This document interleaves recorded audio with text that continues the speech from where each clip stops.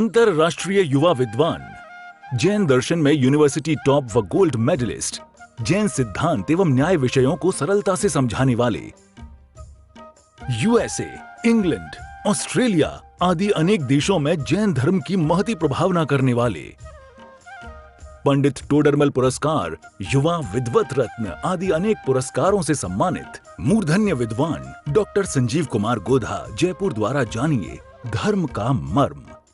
इस कार्यक्रम के प्रायोजक हैं मातु श्री पतासी देवी, श्री प्रदीप जी चौधरी, श्रीमती कुसुम जी चौधरी, श्री तिलक जी, श्रीमती श्वेता, श्री अरिहंत जी, श्रीमती दिव्या, अस्मि, उपशम, क्षाई, श्रद्धान, सहज एवं समस्त चौधरी परिवार, किशनगढ़, राजस्थान। जयति परम ज्योति समम समस्तैरनंत पर्यायै दर्पण तल इव सकला प्रतिफलति पदार्थ मालिका यत्र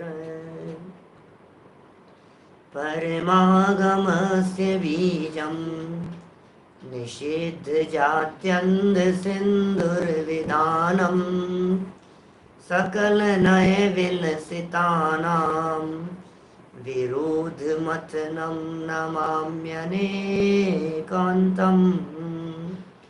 विरोध मतनं नमाम्यनेकान्तम्।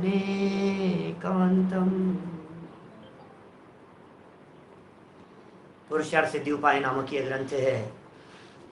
श्रावक के मूल गुणों की चर्चा चल रही थी। कोई भी जीव जो अपने आप को श्रावक कहता है और अपने आप को श्रावक समझता है,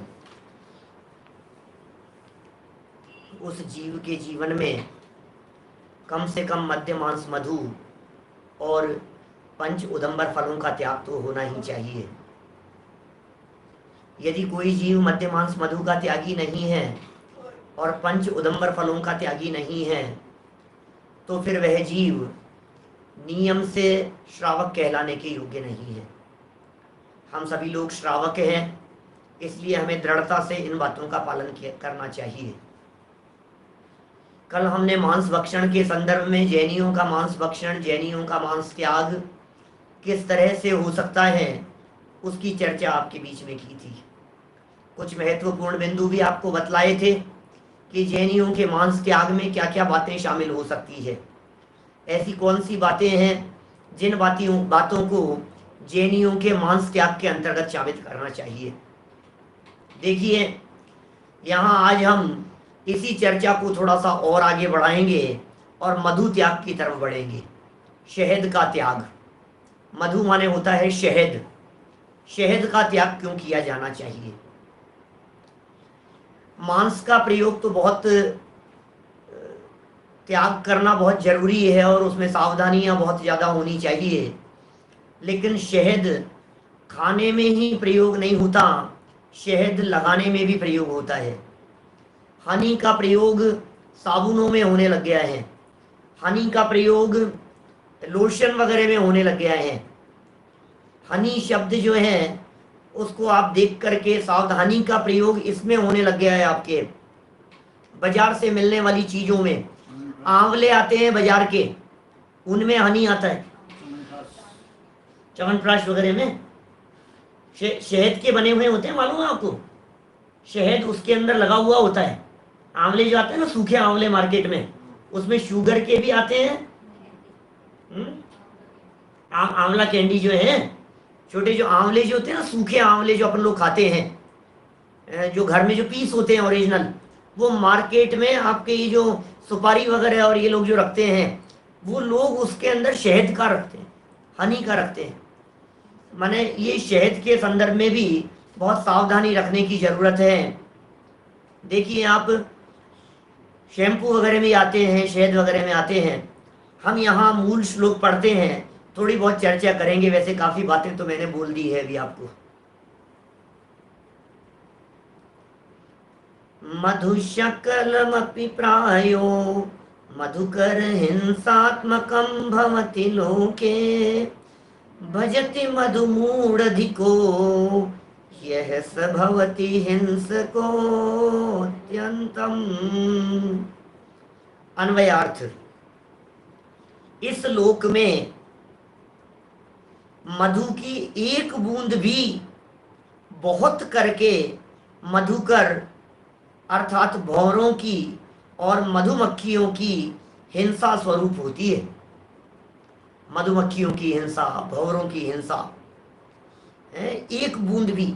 इसलिए जो मूर्ख बुद्धि मनुष्य मधु का भक्षण करता है वह अत्यंत हिंसा करने वाला होता है। इसलिए सर्वथा मधु का त्याग करना योग्य है। शहद की जो उत्पत्ति होती है, शहद का जो निर्माण होता है, जिस प्रक्रिया से शहद बनाया जाता है वो महाहिंसक प्रक्रिया है। यहाँ आचार्य देव अमृतचंद्र स्वामी कह रहे हैं एक बूंद भी शहद का उपयोग करने वाला व्यक्ति महापापी व्यक्ति है, महाअनर्थकारी हो गया है, वो अत्यंत हिंसा करने वाला है और मूर्ख है, बिना बुद्धि वाला है, मंद बुद्धि वाला है। कैसे शब्दों के प्रयोग कर रहे हैं यहाँ? मूर्ख बुद्धि, मूढ़धिक है, मूढ़ और मंद बुद्धि शब्द का प्रयोग कर रहे हैं। कैसे आपको लगता है ऐसा कि हमारे लिए या हम जैसे लोगों के लिए, मनुष्य गति के लोगों के लिए, बड़े बड़े इंजीनियर, ऑफिसर, डॉक्टर्स, साइंटिस्ट लोग, ऐसे लोगों के लिए मूढ़ बुद्धि और मूर्ख बुद्धि शब्द का प्रयोग कर रहे हैं? कि बिल्कुल कर रहे हैं। जो अपने प्राणों के बारे में तो विचार करते हैं और चारिंद्रीय जीवों के प्राणघात के बारे में विचार नहीं कर रहे। भंवरा वगैरह जो हैं ये चारिंद्रीय जीव हैं। भंवरा और मधुमक्खियां, तितलियां, मक्खियां, ये सब चारिंद्रीय जीव होते हैं।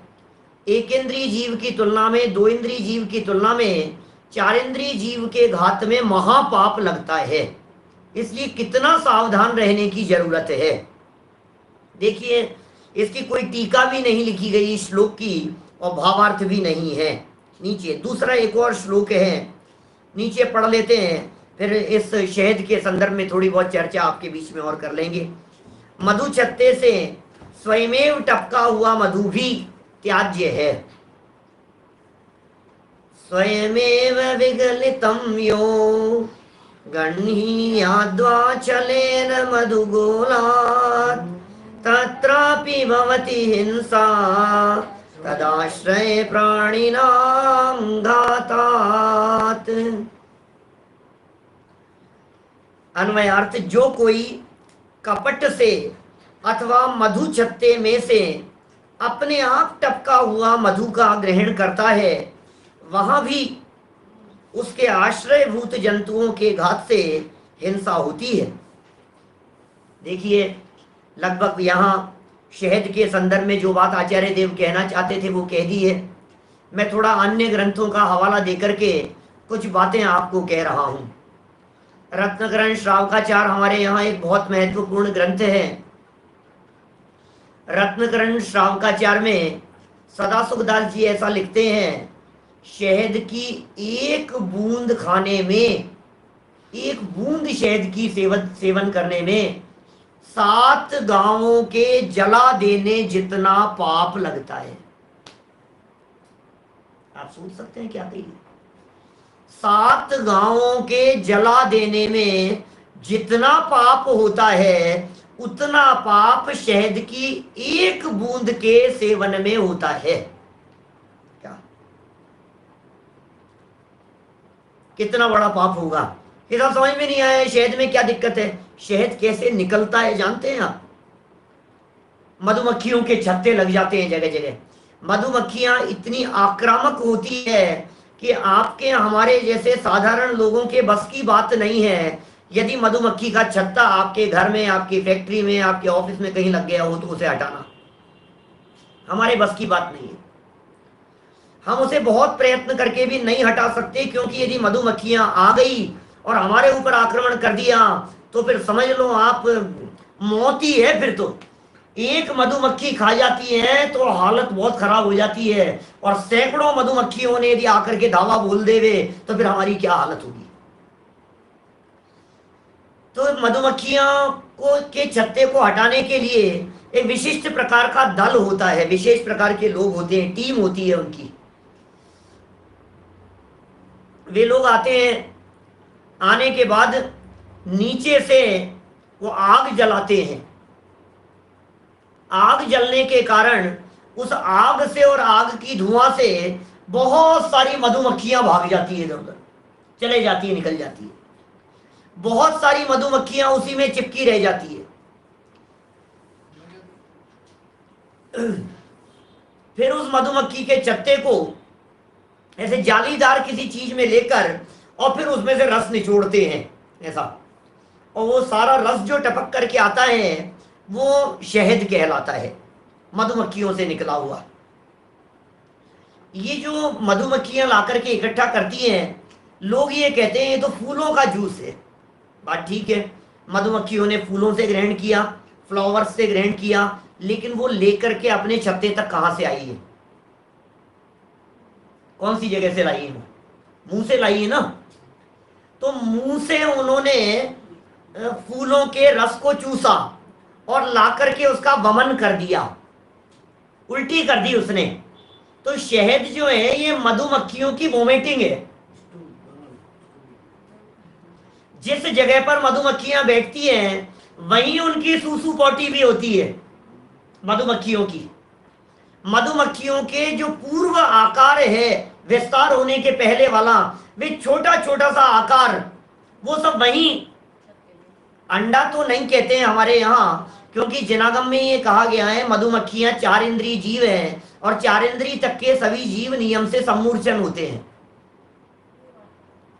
तो 4 इंद्रिय तक के सभी जीव सम्मूर्छन होते हैं, इसका मतलब मधुमक्खियों में नर और मादा भी नहीं होते। साइंटिस्ट लोग मानते हैं, विज्ञान मानता है, वो कहता है कि नहीं नहीं इनमें नर और मादा होते हैं। मधुमक्खियों के 3 प्रकार बतलाते हैं, बचपन में पढ़े थे स्कूल के अंदर, साइंस में पढ़ाए थे इस तरह के। एक रानी होती है, रानी मधुमक्खी होती है, नर मादा 2 अलग तरह की होती है, ऐसे 3 विशेष प्रकार की कहते हैं वो। लेकिन जैन आगम ये कहते हैं ये सब सम्मूर्छन है, वातावरण से पैदा हो जाते हैं। इनके जो अंडे दिखाई देते हैं वास्तव में वो मधुमक्खियों के अंडे नहीं है, वो मधुमक्खियों का पूर्व आकार है।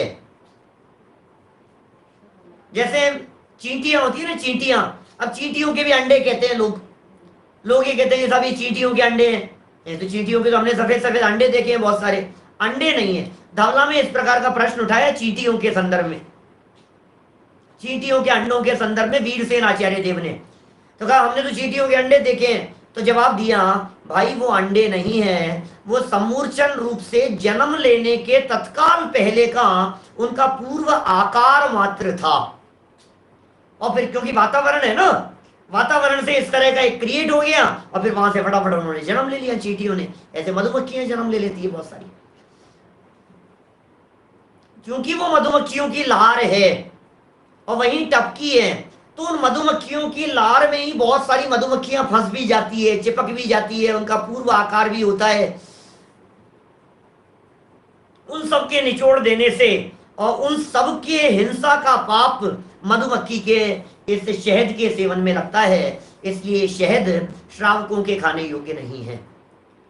माने शहद खाने वाला व्यक्ति, शहद की एक बूंद का भी सेवन करने वाला व्यक्ति जैन कहलाने के योग्य नहीं होता है। बराबर बात। अभी हमने कितनी बातें, जब शुरू किया था तब हमने आपको कई बातें बतलाई थी। शहद अकेला वो ही नहीं है जो शहद के नाम से आपको मार्केट में मिल रहा है, मांस भक्षण के बराबर है बिल्कुल। ये वो नहीं है आप शहद लेकर के आ गए, सब प्योर शहद लेकर के आए हैं मार्केट से, हनी लेकर के आए हैं, नहीं। लेकिन बहुत सारे प्रोडक्ट इस तरह के हैं जिन प्रोडक्ट्स में हनी का यूज होता है, तो अपने को सावधान रहना पड़ेगा कि इसमें हनी का प्रयोग तो नहीं हुआ है। बहुत सारे शादी विवाह वगैरह के प्रसंगों में भी हनी की चीजें बनने लग गई है, हनी की चीजें आ गई है। ये आपके जो डेली यूज के जो प्रोडक्ट वगैरह हैं, यहाँ तक कि साबुन वगैरह भी, यहाँ तक कि जो बाबा रामदेव जो बना रहे हैं उनमें भी हनी का सोप, हनी का लोशन, ये सब बहुत तरह की चीजें हैं इस तरह की।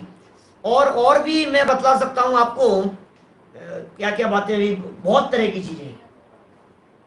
बाबा रामदेव का हनी आता है, लोशन में आते हैं, शैम्पू में आते हैं, साबुन में आते हैं। हनी का चिली पाउडर बतला रहे हैं, चिली पाउडर बनता है बोलो आप हनी का। अब अपन सोच भी नहीं सकते हम तो कहाँ कहाँ कौन कौन सी चीजें। भाई साहब ये तो बहुत खतरनाक है ये चीज।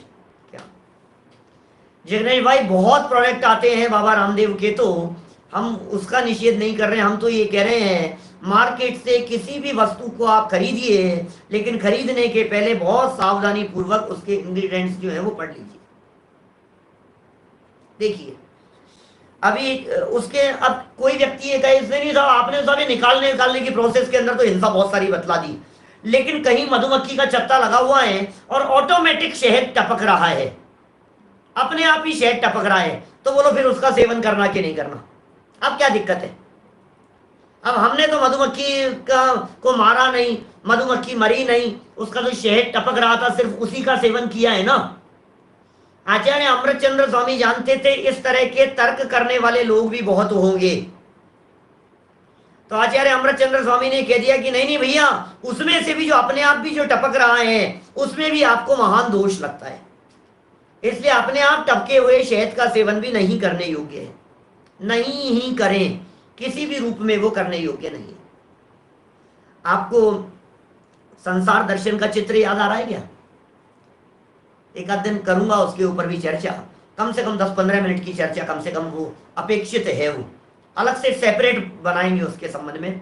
शहद, ये शहद की बूंद को लेकर के, और वो दौड़ता हुआ व्यक्ति पेड़ के ऊपर लटका हुआ है, संसार दर्शन का चित्र जगह जगह मंदिरों के अंदर लगा हुआ है, बहुत मंदिरों के अंदर तीर्थ क्षेत्रों के ऊपर लगा रहता है, सबका देखा हुआ चित्र है। संसार दर्शन, संसार का स्वरूप, जगत में संसारी प्राणियों का क्या स्वरूप है, और वो जो एग्जाम्पल है, आप में से शायद 90% लोगों को पता नहीं होगा, वो एग्जाम्पल जयसेनाचार्य देव ने दिया है प्रवचन सार में, टीका में, 71 नंबर गाथा की टीका में, जयसेनाचार्य की टीका में वो एग्जाम्पल है। बहुत कम लोगों को पता होगा इस बात का, मैंने बताया अभी आपको। तो मेरा कहने का मतलब ये है कि वो जो हाथी दौड़ता हुआ चला आ रहा है और वो नीचे से वो हाथी उसे हिला रहा है, आदमी लटका हुआ है पेड़ के ऊपर, नीचे अजगर और वो सर्प लटके हुए हैं कुएं में, और ऊपर से दिन और रात के प्रतीक, या शुक्ल पक्ष और कृष्ण पक्ष के प्रतीक सफेद और काले चूहे उसे काट रहे हैं, और इधर से देवी और देव आ गए हैं वो सुरक्षा के लिए, आजा भैया तुझे बचा लेते, एक बूंद और आ रही है, यहाँ टपक रहा है यार, मजा आ रहा है, मजा आ रहा है, मजा आ रहा है। ये पंचेंद्रीय विषय भोगों को भोगने के चक्कर के लिए ऐसा उदाहरण दिया है अमृतचंद्राचार्य देव ने, मधु छत्ते के लिए, और मधुमक्खियां चौंट रही है उसको बार बार में। मैं कह रहा हूँ कभी 15-20 मिनट लगेंगे, कभी उसका विश्लेषण करूंगा मैं, तो वो पूरा एक एक चीज और बहुत बारीकी से उसका रूप गठित किया गया है।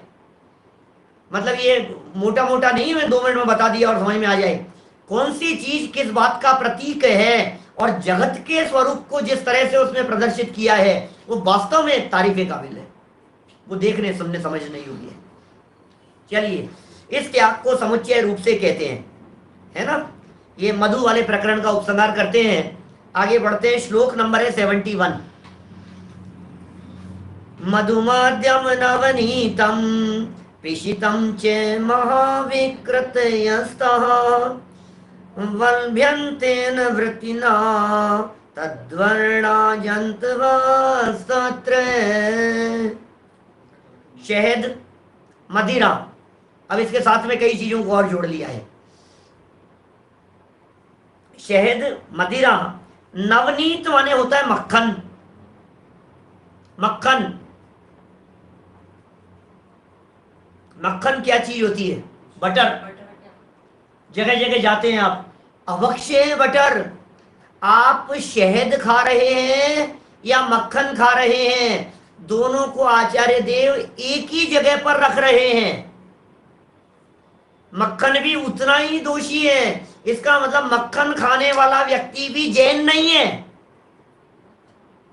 अभी टीका भावार्थ लिखते हुए बतलाएंगे, अंतर्मूर्त के अंदर अंदर यदि प्योर ताजा निकला है तो फिर आप उसका सेवन कर सकते हैं। मक्खन का फ्रेश मक्खन जो है ना, अभी निकाला आपने दही से और उसका अंतर्मूर्त के अंदर अंदर सेवन कर लिया गया तो फिर वो खाने योग्य है। बटर आप यूज में ले सकते हैं, लेकिन जो मार्केट के अंदर आते हैं, बटर के पैकेट आते हैं, बटर लगाते हैं, बटरिंग करते हैं, पता नहीं क्या क्या, और वो बटर ही लगा करके देते हैं आजकल तो। उसमें ही ये जो रोटियों के ऊपर लगाते हैं, नान वगैरह के नान तो खाने योग्य ही नहीं है। जैनी व्यक्ति नान नहीं खा सकता है। बीच में पता नहीं क्यों शब्द आ गया, वो नान का प्रकरण आ गया बीच में। नान जो है उसके सेवन में भी आपको नॉनवेज का पाप लगता है। कल वाले प्रकरण में जोड़ लेना इस चीज को। समझ में आ रही है बात? माने क्या बेटा, क्या कह रहा है बोल? हाँ, क्यों लगता है नान खाने के अंदर नॉनवेज का पाप क्यों लगता है? हमारे आर जब पूछ रहा है कि भाई ये क्यों लगता है, नॉनवेज का पाप क्यों लगता है? देखो, इसलिए लगता है क्योंकि नान जो भी बनती है, भले आपकी शादी पार्टीज के अंदर बनती होगी, आपके जैनियों की शादियों के अंदर बनती होगी नान। नान बनाने के लिए जितनी भी भट्टियां आती है जिसमें नान बनाई जाती है, वे ही भट्टियां होती है, 100% वे ही भट्टियां होती है जिन भट्टियों के अंदर मीट पकाया जाता है।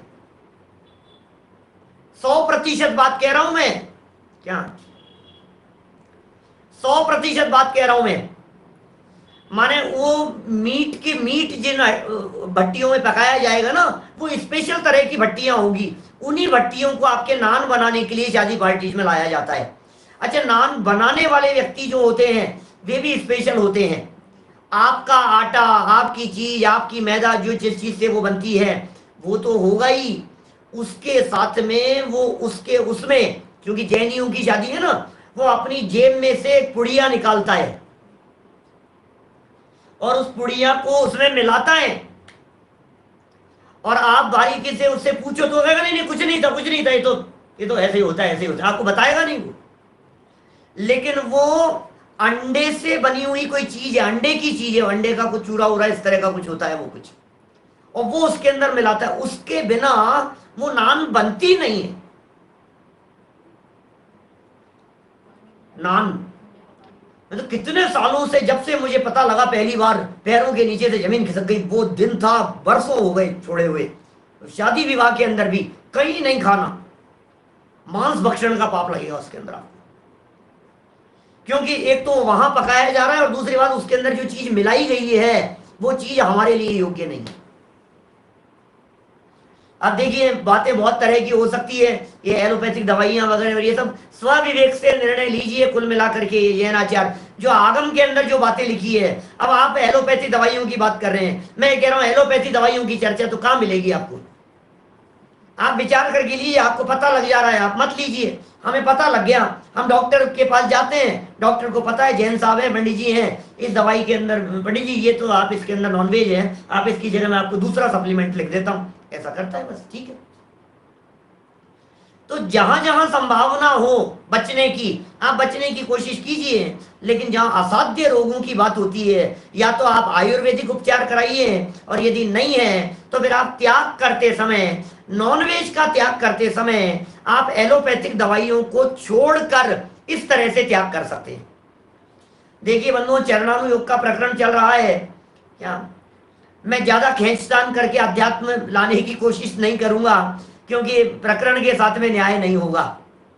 इसलिए जब चरणानुयोग का प्रसंग चल रहा है तो बुद्धिपूर्वक ओपन माइंड होकर के सिर्फ इसी बात को आप सुने कि हमने त्याग करना है, और त्याग करते समय हमें ये विचार करना है कहां कहां इस चीज की होने की संभावना है।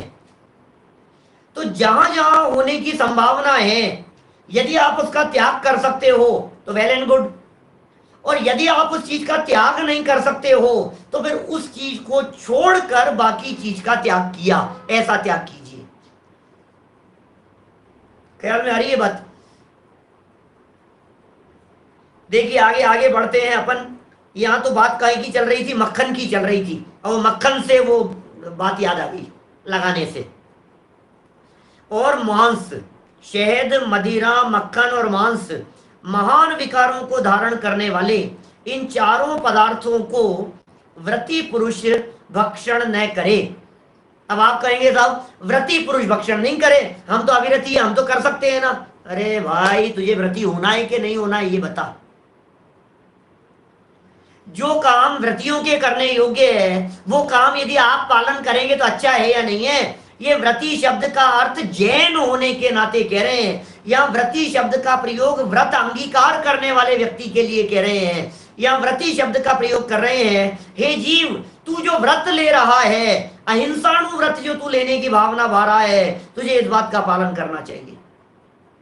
देखिए, खान पीन की चीजों के बारे में मुझे ज्यादा नॉलेज नहीं है, इसलिए नॉलेज नहीं है कि किचन में मेरा काम नहीं है ना। इसलिए आप और भी जो बनाते करते हैं, आप उन लोगों से ध्यान रखें, सावधानी रखें, किस चीज में क्या होता है, किस में क्या होता है। लेकिन हम तो जितना शास्त्र आधार से मोटा मोटा जानते हैं उतना हम आपको बता रहे हैं। कारण क्या बतलाया इन्होंने? कारण क्या बतलाया? कारण की उन वस्तुओं में उस जाति के उसी वर्ण के धारी जीव रहते हैं, ये दोष है। इनो, इनो तो शायद मेरे ख्याल से प्रयोग करते हैं, इनो में दोष नहीं है कुछ ऐसा है? ये पूछ रहे हैं, आपके शास्त्र में नहीं मिलेगा, मेरे सामने और शास्त्र खुले हैं ना ये बहुत सारे। इनो पता नहीं भाई, जैसा भी हो सावधानी रख करके आप उसको देखें, जो भी चीज हो। तो देखिए क्या कह रहे हैं यहाँ, यहाँ कारण क्या बतला दिया भाई साहब। जैसे मक्खन की बात की, तो मक्खन यदि गाय के दूध से निकला हुआ दही जमाया और दही से निकाला मक्खन, तो मक्खन में अंतर्मूर्तवाद में वही सम्मूर्छन जीव गाय जैसे उत्पन्न हो जाएंगे, दूध में ही हो जाते हैं।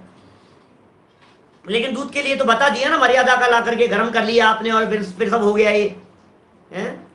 तो अब ये यहाँ कह रहे हैं, ये उसी जाति के उसी वर्ण के धारी जीव उत्पन्न हो जाते हैं। टीका भी लिखी है इसकी, तो व्रतिना मधु मध्यम नवनीतम च पिशितम ताः महाविकृतयः नैवल्भ्यन्ते। व्रतधारी जीवों को मधु, मदिरा, मक्खन, मक्खन के नीचे स्टार लगा करके नीचे लिखा है, मक्खन को दही में से निकालने के बाद अंतर्मुहूर्त में ही तपा लेना चाहिए, अन्यथा वह अभक्ष्य हो जाएगा। अंतर्मुहूर्त के अंदर अंदर ही मक्खन को तपा लेना चाहिए। घी निकालते हैं, मक्खन से घी निकालते हैं उसको तपा करके, तो अंतर्मुहूर्त के अंदर अंदर ही निकाल लेना चाहिए, नहीं तो उसमें जीव उत्पन्न हो जाते हैं और वो अभक्ष्य हो जाता है। और मांस जो बहुत विकार को धारण करने वाले हैं तथा इन्हीं के समान अन्य विकार युक्त पदार्थों का भक्षण नहीं करना चाहिए। कुछ बातें कह दी है, कुछ नाम बतला दिए हैं इन्होंने यहाँ, और 4 शब्द जो विशेष रूप से दिए हैं। एक प्रकार से आचार्य देव चारों को एक ही लेवल पर रखना चाहते हैं। आप शराब की 1 बूंद पी रहे हैं, आप शहद की 1 बूंद खा रहे हैं, आप मक्खन 1 ड्रॉप खा रहे हैं, या मांस का टुकड़ा खा रहे हैं, ये चारों बातें एक समान है, कोई फर्क नहीं है। तो इसलिए चूंकि ये चारों बातें एक समान हैं, इसलिए जब समंत भद्राचार्य का, सदाशिवदास जी का मैंने आपको एक रेफरेंस दिया, उन्होंने कहा 1 बूंद को खाने में 7 गांवों को जलाने का पाप लग रहा है, तो इन चारों प्रकार की चीजों में माने ऐसा मक्खन खाने में भी इतना महापाप लग रहा है। सम्मूर्छन जीव सैनी पंचेंद्रिय है, और तिर्यंच गति के जो सम्मूर्छन होते हैं उनकी आयु अंतर्मूर्त से ज्यादा भी हो सकती है। समझ में आ रही है बात? माने वो श्वास के 18वें भाग से ज्यादा भी हो सकती है, ऐसा कहना चाहता हूं। माने ऐसा नहीं है, क्योंकि सम्मूर्छन का अर्थ अपर्याप्तक नहीं होता। अपर्याप्तक अलग होते हैं और सम्मूर्छन अलग है। सम्मूर्छन जीवों में पर्याप्त और अपर्याप्तक दोनों प्रकार के होते हैं। तो तिर्यंच गति के जो सम्मूर्छन जीव होते हैं वे पर्याप्त और अपर्याप्त दोनों प्रकार के होते हैं, और जो मनुष्य गति के सम्मूर्छन जीव होते हैं, मनुष्य गति वाले, वे नियम से अपर्याप्तक ही होते हैं। मनुष्य गति के सम्मूर्छन जीवों की आयु श्वास के 18वें भाग होती है, लेकिन जो तिर्यंच गति के गाय भैंस वगैरह जो सम्मूर्छन हो जाए, उनके शरीर में उत्पन्न हो जाए, वे सब पर्याप्तक भी हो सकते हैं। वो तो बड़े बड़े जीव है, महामत्स्य वगैरह, तो वे सम्मूर्छन है, पर्याप्तक है वे सब भी। देखिए नीचे लिखा है, मधु की 1 बूंद भी मक्खी की हिंसा से मिलती है। जो मंद बुद्धि शहद खाते हैं वे अत्यंत हिंसक हैं। जो स्वयं टपका हुआ अथवा कपट करके मधु छत्ता में से मधु लेते हैं वे भी हिंसक हैं। अपने आप टपका हुआ ले लिया जिन्होंने, या मधु छत्ते में से ले लिया, वे भी हिंसक हैं। कारण कि मधु के आश्रय से रहने वाले जीवों की हिंसा तो उस समय भी होती है। देखिए, कल आपको एक परिभाषा बतलाई थी मांस के बारे में, और मांस के बारे में बतलाया कि त्रस्त जीवों के शरीर को मांस कहते हैं। मांस की परिभाषा क्या है? त्रस्त जीवों के शरीर को। अब यदि पूरे शहद के निर्माण में आपने बहुत सावधानी रखी, अपने आदमी लगाए, जो कुछ भी किया, और फिर वो पूरे निर्माण में यदि एक मधुमक्खी भी यदि उसके अंदर आ गई है, तो उसमें असंख्यात जीवों की हिंसा का पाप लगेगा, क्योंकि वो 4 इंद्रिय जीव है, उसका शरीर नॉन वेज है। उसके शरीर को मांस कहेंगे, मधुमक्खी के शरीर को। और चूंकि मधुमक्खी का जो शरीर है वो मांस है, और वो मांस की सारी बातें लागू होगी, कच्चा हो, पक्का हो, पक रहा हो, प्रति समय उसमें असंख्यात जीवों की उत्पत्ति होती रहती है। तो उसमें जीवों की उत्पत्ति निरंतर बनी रहती है, महापाप के भागीदार बनेंगे। देखिए, वे भी हिंसा के कारण कि मधु के आश्रय रहने वाले जीवों की हिंसा तो उस समय भी होती है। व्रती पुरुष इन वस्तुओं का भक्षण नहीं करता। जो भी व्रती व्यक्ति है वो इन वस्तुओं का भक्षण नहीं करता। क्यों नहीं करता? किस लिए नहीं करता? कि तत्र तद्वर्णः जंतवः। ओहो, क्या कह दिया? तत्र तद्वर्णः जंतवः। तत्र माने वहां, तद्वर्णा उसके जैसे कलर वाले, जंतवः जीव उत्पन्न हो जाते हैं। क्या ख्याल में आई बात? उस वस्तु में उसी रंग वाले समूर्छन जीव जो होते हैं, ये समूर्छन जीवों का स्वरूप इसी तरह का होता है कि जो उसी कलर वाले होते हैं। समूर्छन, क्योंकि समूर्छन क्या है? देखो, समूर्छन को समझिए एक सेकंड।